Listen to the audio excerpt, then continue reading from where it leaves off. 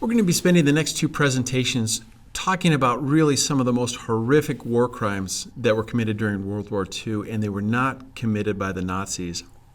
These crimes were committed by the Japanese on Chinese civilians in the areas of Harbin, China, and the capital city of Nanking, China. Now, to try to understand the actions of the Japanese during this time, it's important to understand that Japan was really motivated by two things. Many of the Japanese held extreme racist views towards other Asians.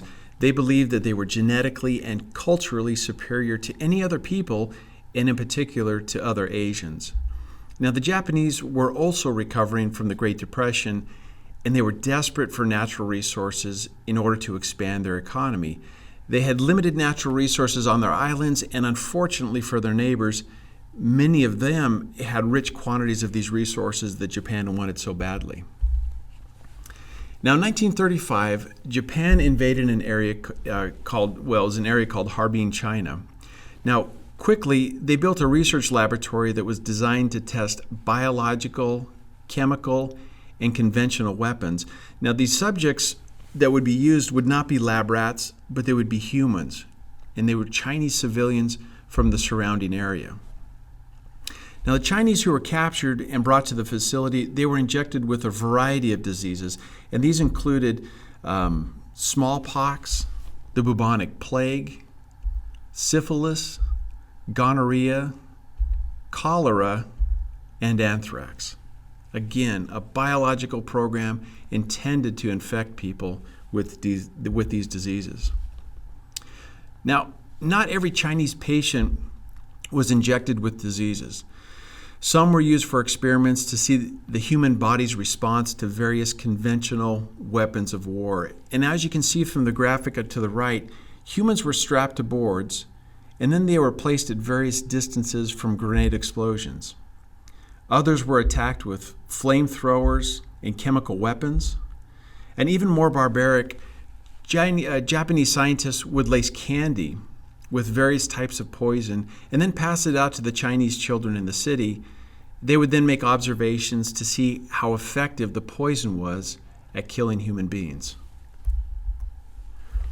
Now, to better understand how diseases impacted the internal organs of humans, Japanese surgeons would perform live vivisections on infected individuals. Now, if you don't know what a vivisection is, it's an operation on a living patient, not to heal them, but to dissect them and to observe the organs, how they're functioning when they're still alive. Now, these procedures, again, were not done post-mortem after a diseased patient had died, but they were conducted while these individuals were sick, but while they were still alive. Now, really, under any moral code, these experiments were wrong. There's not even a question about that. Conducted during a time of war, these were clearly war crimes. Under any moral code, these are war crimes, but not a single commanding officer or surgeon was convicted of their crimes. At the end of the war, Japanese scientists and surgeons, they made an offer, and they offered to turn over all the data that they had collected in these experiments to the Americans, but there was a catch. They would end up being immune from any prosecution. So basically saying, we're going to give you the stuff, but you can't prosecute us for anything that we've done. Now, the U.S. scientists wanted this human data badly, and they knew they could never do these types of experiments on humans, so a deal was made. Basically, the Japanese science gave the data from their experiments to the U.S. government, and the U.S. government made a promise to never charge them with a war crime. These people were never brought to trial, never ever convicted of any war crimes. So that is Unit 731, one of the more underreported, but one of the worst cases of human atrocities in World War II.